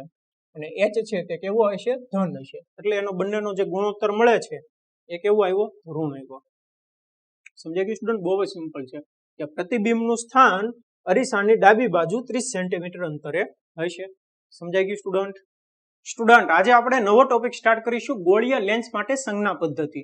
તો સ્ટુડન્ટ જેવી રીતે આપણે ગોળીય અરીસાની સંજ્ઞા પદ્ધતિ જોઈ હતી એવી જ રીતે ગોળીય લેન્સની સંજ્ઞા પદ્ધતિ જોવાના છે અને તેનો ઉપયોગ આપણે દાખલાની અંદર કરવાના છે. કે જ્યારે દાખલા જોઈશું ત્યારે તમને ખ્યાલ આવશે. અને સેમ મેથડ ફોલો કરવાની છે. ડિફરન્સ ખાલી એટલો જ હતો કે જ્યારે અરીસો યુઝ કર્યો હતો તો અરીસાની અંદર શું હતું કે અરીસાનું ધ્રુવ હતો. પણ જો લેન્સનો ઉપયોગ કરીએ તો લેન્સની અંદર શું છે? લેન્સની અંદર લેન્સનું પ્રકાશીય કેન્દ્ર O છે, ત્યાંથી અંતર માપવાનું હોય. કે આ મુખ્ય અક્ષ હોય ને, અહીંયા માની લો કે બહિર્ગોળ લેન્સ છે, આ તેનું પ્રકાશીય કેન્દ્ર O છે, તો અહીંયાથી અંતર માપવાના.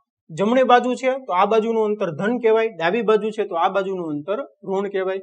સમજાઈ ગયું સ્ટુડન્ટ? એવી જ રીતે આ મુખ્ય અક્ષની ઉપરની બાજુના જે અંતર હોય તે ધન મપાય અને નીચેની બાજુના જે અંતર છે તેને ઋણ મપાય. જેવી રીતે અરીસામાં હતું સેમ અહીંયા ફોલો કરવાનું છે. તો આપણે લખી શકીએ કે લેન્સ માટે, ગોળી અરીસા માટે ઉપયોગમાં લીધેલ સંજ્ઞા પ્રણાલીને જ અનુસરવામાં આવે છે. અને બીજો મુદ્દો એવો છે કે લેન્સના અંતરને લેન્સના પ્રકાશીય કેન્દ્રથી માપવામાં આવે છે. કે આ જે લેન્સનું પ્રકાશીય કેન્દ્ર છે ત્યાંથી જ માપવાનું. જેવી રીતે અરીસાની અંદર ધ્રુવથી અંતર માપતા હતા એવી જ રીતે લેન્સમાં પ્રકાશીય કેન્દ્ર O થી અંતર માપવાનું. સમજાઈ ગયું સ્ટુડન્ટ? તો એ પ્રમાણે શું થાય? તો સંજ્ઞા પ્રણાલી પ્રમાણે બહિર્ગોળ લેન્સની કેન્દ્ર લંબાઈ ધન અને અંતર્ગોળ લેન્સની કેન્દ્ર લંબાઈ ઋણ ગણવામાં આવે છે. જોઈએ આપણે કઈ રીતે થાય. તો આ આપણો બહિર્ગોળ લેન્સ છે.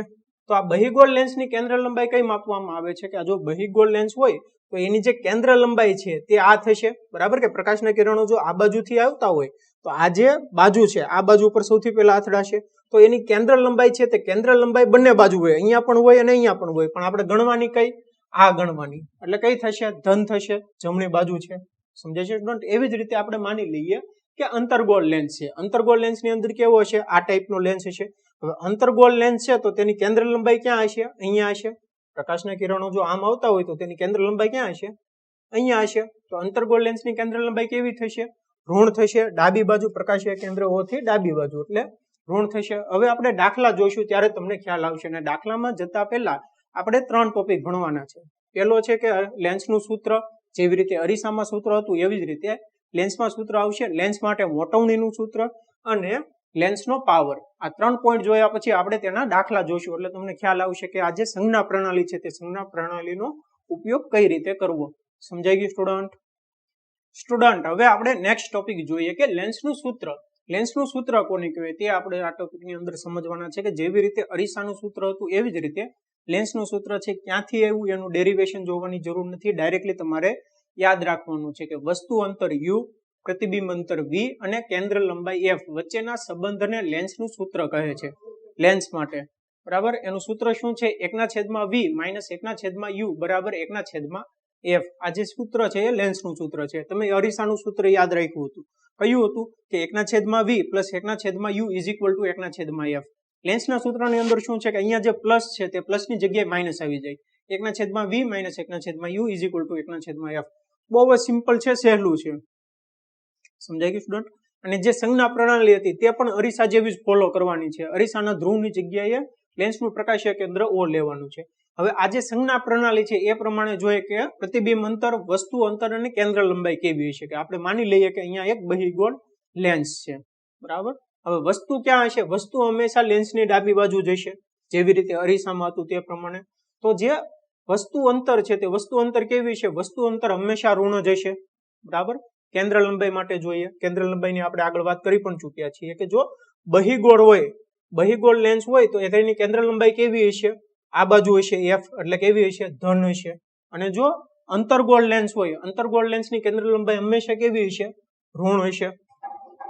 સમજાઈ ગયું સ્ટુડન્ટ? હવે આપણે જોઈએ કે પ્રતિબિંબ અંતર, કે પ્રતિબિંબ અંતર માટે આપણે શું કહી શકીએ. તો તમને ખબર છે કે અહીંયાથી પ્રકાશના કિરણો નીકળે છે, લેન્સમાંથી વક્રીભવન પામીને આપણે ઓલરેડી જે અલગ અલગ લેન્સ છે, તો અંતર્ગોળ લેન્સ અને બહિર્ગોળ લેન્સ માટે અલગ અલગ અંતરે કેવું પ્રતિબિંબ રચાય છે તેની કિરણાકૃતિ જોઈ લીધી છે, બરાબર. અહીંયા ખાલી સમજવાનું છે તમારે કે અહીંયા બહિર્ગોળ લેન્સ છે, અહીંયા કોઈ વસ્તુ છે, તો તેનું પ્રતિબિંબ ક્યાં રચાશે? આ બાજુ રચાશે. અને જે કિરણો છે તે કેવા હશે? કે વાસ્તવમાં મળતા હશે. જો કિરણો વાસ્તવમાં મળતા હોય તો પ્રતિબિંબ કેવું રચાય? વાસ્તવિક રચાય અને હંમેશા ઉલટું રચાય, બરાબર. વાસ્તવમાં મળે એટલે યાદ રાખી નાખવાનું, લેન્સ હોય કે અરીસો હોય, વાસ્તવિક અને ઉલટું જ હોય, બરાબર. એનો મતલબ શું થયો? જો એનો મતલબ એમ થાય કે જ્યારે પ્રતિબિંબ અંતર આપણને ધન મળે, કે આ બાજુ મળે છે, બરાબર, એટલે અહીંયા વાસ્તવિક પ્રતિબિંબ મળે છે, એટલે કે પ્રતિબિંબ અંતર જ્યારે ધન હોય ત્યારે પ્રતિબિંબનો પ્રકાર કેવો હશે? હંમેશા વાસ્તવિક અને ઉલટો હશે. કોઈ પણ પ્રકારનો લેન્સ હોય, જે અરીસો હતો એના કરતા થોડુંક ઉલટું થઈ જાય છે. યાદ રાખજો સ્ટુડન્ટ, બંનેને કમ્પેરિઝન કરો એટલે તમને ખ્યાલ આવશે. આપણે કરી પણ લઈએ કે અહીંયા માની લો કે બહિર્ગોળ અરીસો છે. હવે બહિર્ગોળ અરીસાની અંદર જોઈએ તો પ્રતિબિંબ જો આ બાજુ રચાતું હોય એનો મતલબ શું થાય? એનો મતલબ એમ થાય કે જે કિરણો છે તે વાસ્તવમાં મળતા હશે, બરાબર. તો પ્રતિબિંબ કેવું હોય? વાસ્તવિક અને ઉલટું હોય, એટલે કે v આપણને કેવો મળે છે? ઋણ મળે છે. એવી જ રીતે આ કેસ જોઈએ લેન્સની અંદર, તો લેન્સમાં શું થાય છે કે કિરણો જો આ બાજુ ભેગા થતા હોય, એટલે કે જો પ્રતિબિંબ અંતર આપણને ધન મળતું હોય તો કિરણો વાસ્તવમાં ભેગા થતા હોય, એટલે પ્રતિબિંબનો પ્રકાર કેવો હશે? વાસ્તવિક હોય અને ઉલટો હોય.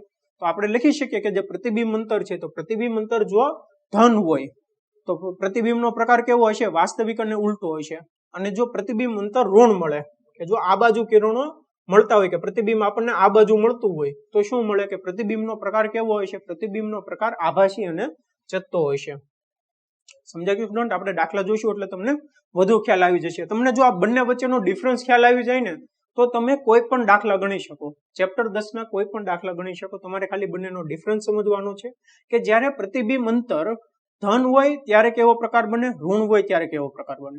આવું જ આપણે મોટવણીની અંદર સમજી શકીએ છીએ. આપણે સૌથી પહેલા તો લેન્સ માટેની મોટવણીની વ્યાખ્યા લખી લઈએ.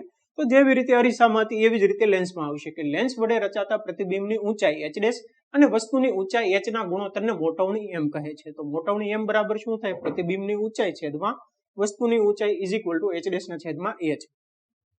બરાબર, એટલું તો સિમ્પલ જ છે કે તમને લેન્સની મોટવણી પૂછી હોય કે અરીસાની મોટવણી પૂછી હોય, પ્રતિબિંબની ઊંચાઈ છેદમાં વસ્તુની ઊંચાઈ એનો ગુણોત્તર જેને મોટવણી કહેવાય. પણ ડિફરન્સ ખાલી એટલો છે કે જ્યારે આપણે અરીસો લઈએ ત્યારે અરીસાની અંદર વસ્તુ અંતર, પ્રતિબિંબ અંતર અને મોટવણી એ ત્રણેય વચ્ચેનું રિલેશન શું હતું કે મોટવણી m બરાબર માઇનસ v ના છેદમાં u હતું. પણ આ કેસમાં શું થશે, આ કેસની અંદર લેન્સની મોટવણી, વસ્તુ અંતર તથા પ્રતિબિંબ અંતર v નો સંબંધ m બરાબર h ડેશ ના છેદમાં h is equal to v by u plus v by u આવશે. અહીંયા શું હતું, માઇનસ v બાય u હતું અરીસા માટે. બરાબર, આ બંને વચ્ચેનું જે સૂત્રનો ડિફરન્સ છે એ તમારે જોવાનું છે. અહીંયા શું આવે, માઇનસ આવે, અહીંયા પ્લસ આવે. અને યાદ રાખવાની એક સિમ્પલ ટ્રીક છે, તમારે ખાલી એક અરીસાનું સૂત્ર યાદ રાખવાનું. શું હતું અરીસાનું સૂત્ર કે 1/v plus 1/u is equal two 1/f. બરાબર, જ્યારે અરીસામાં પ્લસ હોય ત્યારે લેન્સ મોટવણીમાં શું કરવાનું, માઇનસ કરવાનું. અને લેન્સની અંદર શું કરવાનું, લેન્સની અંદર અરીસાનું સૂત્રમાં વચ્ચે માઇનસ લગાડી દેવાના અને મોટવણીની અંદર જે માઇનસ હતું તે કાઢી નાખવાનું. સમજાય ગયું સ્ટુડન્ટ કે તમે 2 વાર જોશો એટલે તમને ખ્યાલ આવી જશે.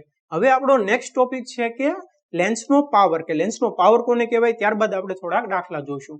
સમજાઈ ગયું સ્ટુડન્ટ આજે આપણે નવો ટોપિક સ્ટાર્ટ કરીશું લેન્સનો પાવર, કે લેન્સનો પાવર કોને કહેવાય તે આપણે આ ટોપિકની અંદર સમજવાના છીએ. બહુ સિમ્પલ ટોપિક છે, નાનો અમથો ટોપિક છે. તો સૌથી પહેલા તો લેન્સના પાવરની વ્યાખ્યા સમજી લઈએ કે લેન્સની કેન્દ્ર લંબાઈના વ્યસ્તને લેન્સનો પાવર કહે છે. કાંઈ નહીં કરવાનું, કોઈ પણ લેન્સ હોય, અંતર્ગોળ લેન્સ હોય કે બહિર્ગોળ લેન્સ હોય, એની જે કેન્દ્ર લંબાઈ છે તે કેન્દ્ર લંબાઈના વ્યસ્તને બરાબર 1/છેદમાં જે કઈ કિંમત મળે છે તે કિંમતને તે લેન્સનો પાવર કહે છે. બરાબર, આપણે જોઈએ કે લેન્સનો પાવર p, જેને p વડે દર્શાવવામાં આવે છે, તો p બરાબર શું થશે, 1/f થશે. હવે જો p બરાબર 1/f હોય એનો મતલબ શું છે કે f કેન્દ્ર લંબાઈ કેમાં હશે, મીટરમાં હશે. તો જે પાવર છે લેન્સનો પાવર, લેન્સના પાવરનો એકમ શું થશે, 1/મીટર. 1/મીટર એટલે કે મીટર ઇનવર્સ. બરાબર સ્ટુડન્ટ, કે મીટર ઇનવર્સ થશે. હવે લેન્સના પાવરનો SI એકમ પણ છે. સમજાય ગયું સ્ટુડન્ટ? તો લેન્સના પાવરનો SI એકમ છે ડાયોપ્ટર, જેને d વડે દર્શાવવામાં આવે છે. બરાબર, એનો મતલબ શું છે, એનો મતલબ એમ થાય કે એક ડાયોપ્ટર 1 d બરાબર શું થશે, 1 મીટર ઇનવર્સ. બરાબર, કે મીટરની -1 1/મીટર. એક ડાયોપ્ટર બરાબર શું થશે, 1/મીટર. સમજાઈ ગયું સ્ટુડન્ટ? હવે આપણે જોઈએ કે જો લેન્સનો પાવર છે તે કેન્દ્ર લંબાઈનો વ્યસ્ત છે. હવે તમને ખબર છે કે જો બહિર્ગોળ લેન્સ હોય તો બહિર્ગોળ લેન્સની કેન્દ્ર લંબાઈ કેવી હશે, ધન હશે. આપણે જોઈએ કે મુખ્ય અક્ષ છે, બહિર્ગોળ લેન્સ છે, આ બહિર્ગોળ લેન્સની કેન્દ્ર લંબાઈ આ બાજુ મળે છે, તો લેન્સની જમણી બાજુ એટલે કે ધન મળશે. તો બહિર્ગોળ લેન્સની કેન્દ્ર લંબાઈ ધન હોય તો તેનો પાવર પણ કેવો હશે, ધન મળશે. બરાબર, 1/f એટલે એનો પાવર પણ ધન હશે. એવી જ રીતે અંતર્ગોળ લેન્સની કેન્દ્ર લંબાઈ કેવી હશે, ઋણ હશે. જો અંતર્ગોળ લેન્સની કેન્દ્ર લંબાઈ ઋણ હોય તો તેનો પાવર પણ કેવો મળે, ઋણ જ મળે. આપણે અહીંયા અંતર્ગોળ લેન્સ લઈ લઈએ તો તેનું મુખ્ય કેન્દ્ર ક્યાં હશે, અહીંયા હશે, એટલે તેની કેન્દ્ર લંબાઈ કેવી હશે, ઋણ હશે. જો કેન્દ્ર લંબાઈ ઋણ હોય તો પાવર પણ કેવો મળે છે, ઋણ મળે છે. એટલું સમજાઈ ગયું સ્ટુડન્ટ? હવે આપણે સમજીએ કે જો લેન્સનો પાવર +2d આપ્યો હોય, બરાબર, કે કોઈ પણ લેન્સ છે એનો પાવર છે 2d +2d છે, એનો અર્થ શું છે, એનો અર્થ એવો થાય કે જો ધન છે, ધન હોય તો શું થાય કે કેન્દ્ર લંબાઈ પણ ધન જ હશે. કેન્દ્ર લંબાઈ ધન કેવા પ્રકારના લેન્સની હોય, કેન્દ્ર લંબાઈ ધન હોય બહિર્ગોળ લેન્સની. બરાબર, તો લેન્સનો પ્રકાર કેવો હશે, બહિર્ગોળ લેન્સ હશે. અને તેની કેન્દ્ર લંબાઈ જો આપણે ગણવી હોય તો આ રીતે ગણી શકીએ કે જો p બરાબર 1/f હોય તો એના બરાબર હું આ રીતે લખી શકું કે f બરાબર 1/p. એટલે કેન્દ્ર લંબાઈ ગણવી હોય તો કેટલી થશે, 1/2 બરાબર 0.5 મીટર. સમજાઈ ગયું સ્ટુડન્ટ? કે +2d, કે +2d ધરાવતો કોઈ લેન્સ હોય એનો મતલબ એમ થાય કે તે લેન્સ કેવા પ્રકારનો હશે, બહિર્ગોળ લેન્સ હશે. અને તેની કેન્દ્ર લંબાઈ કેટલી હશે, 0.5 મીટર. એવી જ રીતે આપણે આ પણ સમજી શકીએ કે -2d આપ્યો હોય કે કોઈ લેન્સ છે તે -2d પ્રકારનો છે, તો તેનો અર્થ શું થાય, માઇનસ હોય એટલે કે અંતર્ગોળ લેન્સ છે. બરાબર, અને તેની કેન્દ્ર લંબાઈ કેટલી થશે, 1/2 -1/2 બરાબર -0.5 મીટર. સમજાઈ ગયું સ્ટુડન્ટ કે +2d અને -2d નો અર્થ શું થાય? હવે તમે જે ચશ્મા પહેરો છો, બરાબર, કે તમે જોયું હશે, ઘણા પાસે સાંભળ્યું હશે, અને જો તમારે નંબર હોય તો તમે એ પર સાંભળ્યું હશે કે તેના 2 ના ચશ્મા છે, 1 નંબર છે, 2 નંબર છે. તો તે 1 નંબર અને 2 નંબર શું છે, તે 1 નંબર અને 2 નંબર જે લેન્સ વાપરે છે તે લેન્સનો પાવર છે. બરાબર, કે તે 2 નંબરના ચશ્મા યુઝ કરતો હોય એનો મતલબ એમ થાય કે તેને જે લેન્સ પહેરો છે તે લેન્સનો પાવર કેટલો છે, 2 છે. બરાબર, એટલે જો લેન્સનો પાવર 2 હોય તો તેની કેન્દ્ર લંબાઈ કેટલી હશે? એને જે ચશ્મા પહેર્યા છે તે લેન્સની કેન્દ્ર લંબાઈ 0.5 મીટર હશે. સમજાય છે સ્ટુડન્ટ? એવી જ રીતે તમે બીજા માટે ગણી શકો કે માની લો કે તેને 1 નંબર છે. 1 નંબર હોય એનો મતલબ શું છે કે એના જે લેન્સ છે તે લેન્સની કેન્દ્ર લંબાઈ કેટલી હશે? 1/1 એટલે કે 1 મીટર હશે. સમજાય છે સ્ટુડન્ટ? કે તે વ્યક્તિ છે તે વ્યક્તિને 1 મીટર કેન્દ્ર લંબાઈ ધરાવતો લેન્સ વાપરવો જોશે તો તે સ્પષ્ટ જોઈ શકશે, નહીતર તે અનક્લિયર દેખાશે. સમજાય ગયું સ્ટુડન્ટ? તો આવી રીતે લેન્સના પાવરનો ઉપયોગ થાય છે. અને બીજી એક અગત્યની વાત કે ઘણા બધા લેન્સ આવી રીતે માની લો કે એક લેન્સ છે એની બાજુમાં બીજો છે અને એની બાજુમાં ત્રીજો છે. આવી રીતે સિક્વન્સમાં હોય તો આ જે લેન્સ છે તે લેન્સનો સંયુક્ત પાવર મેળવવો હોય. બરાબર? તો તે લેન્સનો સંયુક્ત પાવર શું થાય કે આ જે લેન્સ છે માની લો પહેલો છે એનો પાવર P1 છે, બીજાનો પાવર P2 છે, ત્રીજાનો પાવર P3 છે. તો તેના સરવાળા બરાબર થાય કે P બરાબર P1 plus P2 plus P3. તો આ જે ત્રણેય લેન્સ છે તે ત્રણેય લેન્સનો જે સંયુક્ત પાવર છે તે કેટલો થશે? આ ત્રણેયના બેઝિક સરવાળા બરાબર. સમજાય ગયું સ્ટુડન્ટ? એટલે તમે સ્ટુડન્ટ ઘણીવાર જોયું હશે કે જ્યારે તમે નંબર ચેક કરાવવા જાઓ ત્યારે શું થાય છે કે પહેલા તે 2 મૂકે, 2 પછી તે 2.5 મૂકે છે. બરાબર? એટલે એનો મતલબ શું છે કે 2 કરે, 2 વત્તા 2.5 એટલે કે 0.5 કરે. અને જો તમને સ્વચ્છ દેખાવા માંડે, સરખું દેખાવા માંડે એટલે તમારો નંબર કેટલો થયો? 2.5 થયો, 2.5 થયો. સમજાય ગયું સ્ટુડન્ટ? કે જે ચશ્માવાળો છે એ ચશ્માવાળાને સરળતા પડે એના માટે જે લેન્સની કેન્દ્ર લંબાઈ છે તે કેન્દ્ર લંબાઈની જગ્યાએ લેન્સનો પાવર વાપરવામાં આવે છે કે જેથી કરીને તે ડાયરેક્ટલી સરવાળો કરી શકે. સમજાય ગયું સ્ટુડન્ટ? અને હા, આ જે લેન્સ છે તે લેન્સનો ઉપયોગ કઈ રીતે થાય છે ચશ્મામાં તે આપણે નેક્સ્ટ ચેપ્ટરની અંદર જોવાના છે કે દ્રષ્ટિ ખામીની અંદર જોશું ત્યારે તમને ખ્યાલ આવશે કે ક્યારે કયા પ્રકારનો લેન્સ વપરાય છે, કે તમારે અંતર્ગોળ લેન્સ વાપરવો કે બહિર્ગોળ લેન્સ વાપરવો ચશ્માની અંદર. તે આપણે જ્યારે ચેપ્ટર જોશું ત્યારે તમને ખ્યાલ આવશે કે કયા પ્રકારનો લેન્સ વપરાય છે. સમજાઈ ગયું સ્ટુડન્ટ? હવે આપણે લેન્સના સૂત્ર ઉપરથી થોડાક દાખલા જોઈએ કે એક અંતર્ગોળ લેન્સની કેન્દ્ર લંબાઈ 15 સેન્ટીમીટર છે. વસ્તુને લેન્સથી કેટલા અંતરે રાખવી જોઈએ કે જેથી તેનું પ્રતિબિંબ લેન્સથી 10 સેન્ટીમીટર દૂર મળે. લેન્સ દ્વારા મળતી મોટવણી પણ શોધો. તો સ્ટુડન્ટ હવે આ એક્ઝામ્પલ જુઓ. આ એક્ઝામ્પલની અંદર શું છે કે આ એક્ઝામ્પલની અંદર આપણને અંતર્ગોળ લેન્સ આપેલો છે અને તેની કેન્દ્ર લંબાઈ આપેલી છે. બીજું શું આપ્યું છે કે પ્રતિબિંબ અંતર આપ્યું છે 10 સેન્ટીમીટર. આપણે શું મેળવવાનું છે કે આપણે મેળવવાનું છે વસ્તુ અંતર. બરાબર? તો જે લેન્સનું સૂત્ર હતું તેની અંદર કિંમત મૂકીશું એટલે આપણો આન્સર આવી જશે. પણ અગત્યની વાત શું છે? અગત્યની વાત એ છે કે તમારે કેન્દ્ર લંબાઈ ધન લેવી કે ઋણ લેવી, આ જે પ્રતિબિંબનું અંતર છે તે ધન લેવું કે ઋણ લેવું, અને તે આપણને ક્યાંથી ખબર પડશે? તે ખબર પડશે સંજ્ઞા પ્રણાલી ઉપરથી. તો જોઈએ તો સૌથી પહેલા તો શું આપ્યું છે? અંતર્ગોળ લેન્સ આપ્યો છે. તો અહીંયા આપણે એક અંતર્ગોળ લેન્સ લઈ લઈએ અને આ તેની મુખ્ય અક્ષ છે. બરાબર? હવે જો અંતર્ગોળ લેન્સ હોય તો તેની કેન્દ્ર લંબાઈ કેવી થશે? અંતર્ગોળ છે, કેન્દ્ર લંબાઈ કેવી થશે? ઋણ થશે. બરાબર? તો આપણે લખીએ કે અંતર્ગોળ લેન્સની કેન્દ્ર લંબાઈ ઋણ હોય તો f બરાબર કેટલા છે? 15 સેન્ટીમીટર. તો કેટલા થશે? -15 સેન્ટીમીટર. સમજાય છે?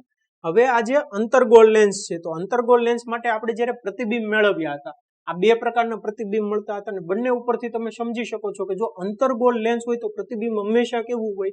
પ્રતિબિંબ આપણને હંમેશા ક્યાં મળે છે? લેન્સની આ બાજુ મળે છે, ડાબી બાજુ. એનો મતલબ એમ થાય કે જે બાજુ વસ્તુ છે તે બાજુ જ મળે છે. પ્રતિબિંબ હંમેશા કેવું મળે છે? જો પ્રતિબિંબ અંતર હંમેશા કેવું હોય છે? ઋણ જ હશે. બરાબર? આ બંને ફોટા ઉપરથી તમને ખ્યાલ આવી જશે કે પ્રતિબિંબ અંતર હંમેશા કેવું મળે છે? ઋણ મળે છે. અને પ્રતિબિંબ હંમેશા કેવું મળે છે? પ્રતિબિંબ મળે છે આભાસી મળે છે અને ચત્તુ મળે છે. બરાબર? આ બંને ફિગર ઉપરથી તમને ખ્યાલ આવી જશે કે પ્રતિબિંબ હંમેશા કેવું હોય? આભાસી મળે છે, આભાસી અને ચત્તુ. જ્યારે અંતર્ગોળ લેન્સ હોય એટલે સમજી જવાનું કે આભાસી અને ચત્તુ જ મળે. બરાબર? જો આભાસી અને ચત્તુ મળે તો પ્રતિબિંબ અંતર કેવું હોય? પ્રતિબિંબ અંતર હોય ઋણ અરીસાની આ બાજુ. એટલે જે તમારે પ્રતિબિંબ લેન્સથી 10 સેન્ટીમીટર દૂર છે તો v બરાબર કેટલા લેવાના? -10 સેન્ટીમીટર. સમજાય છે સ્ટુડન્ટ? હવે આપણે મેળવીએ કે વસ્તુ અંતર કેટલું હશે. તો તમને લેન્સના સૂત્રની ખબર છે. લેન્સનું સૂત્ર શું છે? 1/v minus 1/u is equal two 1/f. બરાબર? કે અહીંયા પ્લસ હતું અરીસા સૂત્રની અંદર, અહીંયા શું લઈ લેવાનું? માઇનસ. અને મોટવણીમાંથી માઇનસ કાઢી નાખવાનું. અરીસાના સૂત્રની અંદર મોટવણીની અંદર માઇનસ હતું. બરાબર? આ રીતે યાદ રાખવાનું, સમજાઈ જશે. માટે કિંમત મૂકીએ 1/-10 માઇનસ 1/u મેળવવાનું છે ઇઝ ઇક્વલ ટુ 1/f. 1/-15. હવે આજે -1/u છે ઇઝ ઇક્વલ ટુ ને આ બાજુ લઈ જઈએ તો શું થશે? +1/u થશે. અને આ -1/15 છે ઇઝ ઇક્વલ ટુ ની આ બાજુ લઈ જઈએ તો શું થશે પ્લસ 1/15 એટલે 1/15 અહીંયા માઇનસ 1/10 બહુ જ સિમ્પલ છે હવે આપણે કેલ્ક્યુલેશન કરીએ સાદું રૂપ આપીએ તો જો 10 માઇનસ 15 છેદમાં 15 ગુણ્યા 10 બરાબર 1/u તો શું થશે 10 માંથી 15 જાય કેટલા વધે -5 છેદમાં 15 ગુણ્યા 10 એટલે 5 2 10 બરાબર 1/-30 -1/15 2 30 તો u કેટલા મળશે u તમને મળ્યા -1/30 હોય તો -30 મળે જો u -30 તમને ખબર જ છે કે માઇનસ કિંમત મળવાની હતી કે u બરાબર -30 બરાબર કેમ -30 મળે કારણ કે જે વસ્તુ છે તે વસ્તુ હંમેશા લેન્સ હોય કે અરીસો હોય એની ડાબી બાજુએ જ મૂકવાની હોય અને જો ડાબી બાજુએ જ મૂકવાની હોય તો હંમેશા કેવી મળે ઋણ મળે -30 એકમ શું આવશે સેન્ટીમીટર સમજાઈ ગયું સ્ટુડન્ટ u માઇનસ આવવાનું કારણ હવે આપણે બીજું શું મેળવવાનું છે કે લેન્સ દ્વારા મળતી મોટવણી પણ શોધો m મેળવવાનો છે m બરાબર શું થાય h ના છેદમાં h હવે જો અરીસો હોત તો માઇનસ આવત અહીંયા શું છે લેન્સ છે તો પ્લસ આવશે અહીંયા માઇનસ ની જગ્યાએ પ્લસ થઈ જશે તો પ્લસ v ના છેદમાં u કિંમત મૂકીએ v કેટલા છે -10 u કેટલા મેળવ્યા -30 કેટલા થશે 0 0 ઉડી ગયા 1/3 તો મોટવણી બરાબર 0.33 તો જે પ્રતિબિંબ છે તે પ્રતિબિંબ કેટલું મળે છે વસ્તુ કરતા 0.33 ગણું સમજાઈ ગયું સ્ટુડન્ટ એટલે કે વસ્તુ કરતા નાનું મળશે સમજાઈ ગયું સ્ટુડન્ટ હવે આપણે નેક્સ્ટ એક્ઝામ્પલ જોઈએ 2 સેન્ટીમીટર ઊંચાઈની એક વસ્તુને 15 સેન્ટીમીટર કેન્દ્ર લંબાઈના બહિર્ગોળ લેન્સની મુખ્ય અક્ષ પર અક્ષને લંબ રહે તે રીતે મૂકેલી છે લેન્સથી વસ્તુનું અંતર 15 સેન્ટીમીટર છે પ્રતિબિંબનો પ્રકાર સ્થાન અને પરિમાણ શોધો તેની મોટવણી પણ શોધો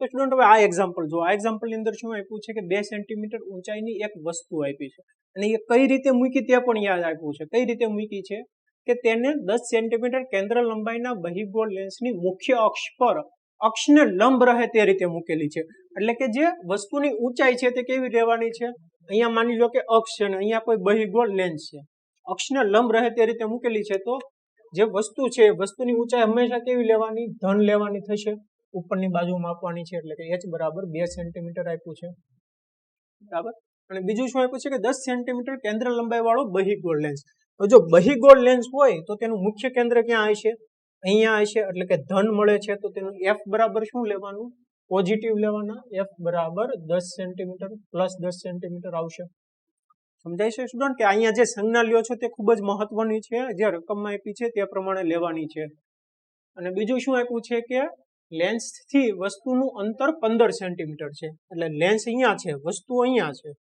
કેટલા સેન્ટીમીટર દૂર છે 15 સેન્ટીમીટર દૂર છે તો હંમેશા કેવું હશે માઇનસ હશે એટલે કે u તમારે લેવાના છે -15 સેન્ટીમીટર બરાબર પ્રતિબિંબનો પ્રકાર સ્થાન અને પરિમાણ શોધવો છે પ્રતિબિંબનો પ્રકાર ક્યાંથી ખબર પડશે એ તેની સંજ્ઞા ઉપરથી કે ધન મળે છે કે ઋણ મળે છે તેના ઉપરથી આપણને ખબર પડી જશે કે તેનું સ્થાન ક્યાં હશે પ્રકાર ક્યાં હશે તો સૌથી પહેલા તો આપણે v મેળવી લઈએ તમને લેન્સનું સૂત્ર ખબર છે લેન્સનું સૂત્ર શું છે 1/v માઇનસ 1/u બરાબર 1/f માટે 1/v ને સૂત્રનો આપણે કરતા બનાવીએ તો 1/f આ બાજુ -1/u છે આ બાજુ આવી જાય તો પ્લસ થઈ ગયા કિંમત મૂકી દઈએ 1/f કેટલા છે 10 છે તો 1/10 વત્તા 1/u 1/u -15 એટલે 1/-15 -15 આ બાજુ 10 આ બાજુ સાદું રૂપ આપીએ તો -15 વત્તા 10 છેદમાં 10 ગુણ્યા -15 કેટલા થયા -15 વત્તા 10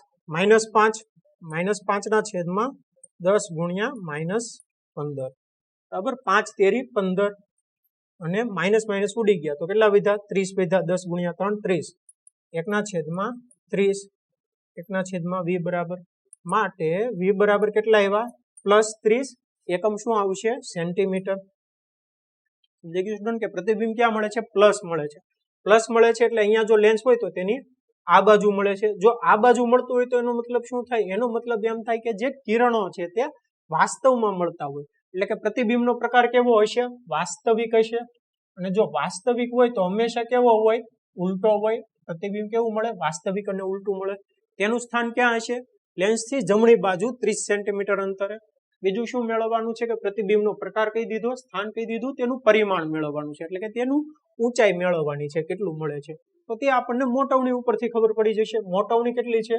મોટવણી m બરાબર h ડેશ ના છેદમાં h is equal to v ના છેદમાં u.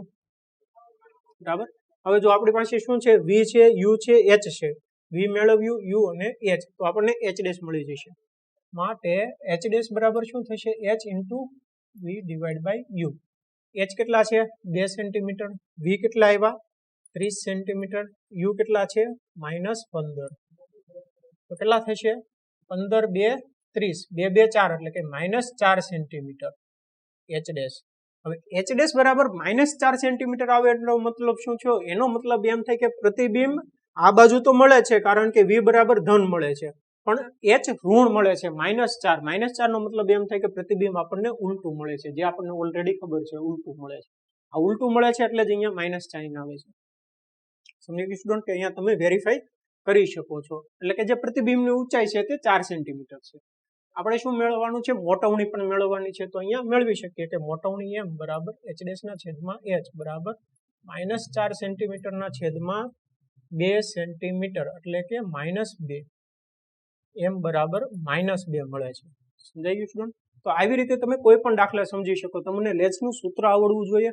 અને ખાસ અગત્યની વાત કે અહીંયા જે આ સંજ્ઞા લઈએ છીએ, પ્લસ લેવું કે માઇનસ લેવું, એ તમને ખાસ ખબર હોવી જોઈએ. જો એ તમને ખબર હોય તો તમે આ પ્રકારના દાખલા ગણી શકો. સમજાઈ ગયું સ્ટુડન્ટ? સ્ટુડન્ટ, હવે આપણે નેક્સ્ટ એક્ઝામ્પલ જોઈએ કે એક બહિર્ગોળ લેન્સ દ્વારા એક સોયનું વાસ્તવિક અને ઉલટું પ્રતિબિંબ લેન્સથી 50 સેન્ટીમીટર દૂર મળે છે. જો પ્રતિબિંબનું પરિમાણ વસ્તુના પરિમાણ જેટલું જ મેળવવું હોય તો સોયને બહિર્ગોળ લેન્સથી કેટલું દૂર રાખવું જોઈએ અને લેન્સનો પાવર પણ શોધો. તો સ્ટુડન્ટ હવે આ એક્ઝામ્પલ જુઓ. આ એક્ઝામ્પલ થોડાક અલગ પ્રકારનો છે. આ એક્ઝામ્પલની અંદર શું આપ્યું છે કે બહિર્ગોળ લેન્સ આપ્યો છે. તો આવી રીતે માની લો કે કોઈ બહિર્ગોળ લેન્સ આપ્યો છે. તમને ખબર છે બહિર્ગોળ લેન્સ હોય તો તેનું જે મુખ્ય કેન્દ્ર છે તે કેવું હોય છે? આ બાજુ મળે છે, એટલે કે હંમેશા કેવું હોય છે? ધન જ હશે. બરાબર, આપણને ખબર છે. એટલે બીજું શું આપ્યું છે કે આ સોયનું વાસ્તવિક અને ઉલટું પ્રતિબિંબ મળે છે. ક્યાં મળે છે? લેન્સથી 50 સેન્ટીમીટર દૂર. ધ્યાન દઈને જોજો સ્ટુડન્ટ કે જે લેન્સ છે તે લેન્સનું કેવું પ્રતિબિંબ મળે છે? વાસ્તવિક અને ઉલટું. વાસ્તવિક અને ઉલટું ક્યારે મળે? જ્યારે કિરણો વાસ્તવની અંદર મળતા હોય તો જ વાસ્તવિક મળે. બરાબર, તો એનો મતલબ એમ છે કે પ્રતિબિંબ ક્યાં રચાતું હોય છે? અહીંયા રચાતું હોય છે. સમજાય છે કે જમણી બાજુ રચાતું હોય છે. તો એનો મતલબ એમ થાય કે જે પ્રતિબિંબ છે એ પ્રતિબિંબ અંતર કેવું લેવાનું? ધન લેવાનું. તો v બરાબર કેટલા થશે? 50 સેન્ટીમીટર એટલે કે +50 સેન્ટીમીટર. ધ્યાન દઈને સમજો સ્ટુડન્ટ, આ +50 કઈ રીતે લખ્યા? કારણ કે આપણને આપ્યું છે વાસ્તવિક અને ઉલટું. લેન્સ છે વાસ્તવિક અને ઉલટું મળે એટલે કે આ બાજુ મળે, જમણી બાજુ પ્રતિબિંબ રચાય છે. વાસ્તવિક અને કેવું છે? ઉલટું છે. આપણે લખી પણ લઈએ. ચાલો, વાસ્તવિક મળે છે અને ઉલટું મળે છે. આ ઉલટું છે તે પણ અગત્યનું છે. આપણે જોઈએ કઈ રીતે કે આ બાજુ રચાય છે એટલે પ્રતિબિંબ સ્થાન કેવું હશે? +50 સેન્ટીમીટર. બીજું શું આપ્યું છે કે જો પ્રતિબિંબનું પરિમાણ વસ્તુના પરિમાણ જેટલું જ મેળવવું હોય, એટલે કે મોટવણી કેટલી આપી છે? 1 છે. કે પ્રતિબિંબનું પરિમાણ અને વસ્તુનું પરિમાણ બંને કેટલા છે? સરખા છે. એટલે મોટવણી કેટલી છે? 1 છે. પણ અહીંયા બીજી એક અગત્યની વાત એ છે કે પ્રતિબિંબ કેવું મળે છે? ઉલટું મળે છે. ઉલટું મળે એનો મતલબ એમ થાય કે h ડેશ હંમેશા કેવું હોય છે?